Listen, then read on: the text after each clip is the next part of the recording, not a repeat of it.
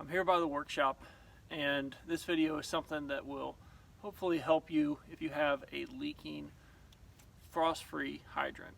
So there are many videos about frost-free hydrants and a lot of information out there.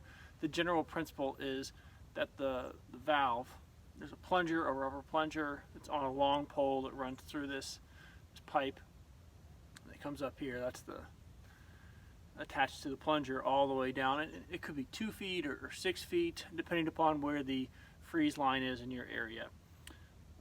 I don't know how deep ours is, quite frankly. I'm guessing it's probably pretty deep because the previous owners had a tendency to over-engineer things. In any event, mine was leaking. And the construction on this, we'll get in a little bit closer here. So let me pull this in. So here's a closer look, and I've got my set screw all the way loose. So it's super loose, and on this shaft there's a cylinder here that goes up and down the shaft, and the set screw sets in a particular location. So what happens is the set screw gets loose and everything wants to fall, and so as you're pushing, you really have to crank down on it to close. It actually is causing the whole handle is compressing on that. It's really not a good situation. And then when you let the pressure off, it's gonna leak.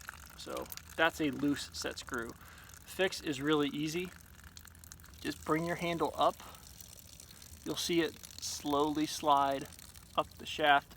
You may not have a great view of it here, but once you get up a little bit, just lock down your set screw.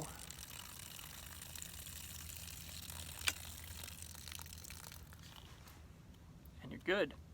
So it takes just a minute to fix this problem, costs nothing, and if you're leaking out the front, check your set screw. If you're leaking somewhere else, there may be an issue with the plunger down below or some other part of your frost-free hydrant. But that drip was costing me many gallons of water a day, and that adds up. So cost savings out the tap, and it didn't cost me anything to get the work done. If you like this, give me a thumbs up, subscribe to the channel, drop something in the comments, and I'll see you next time.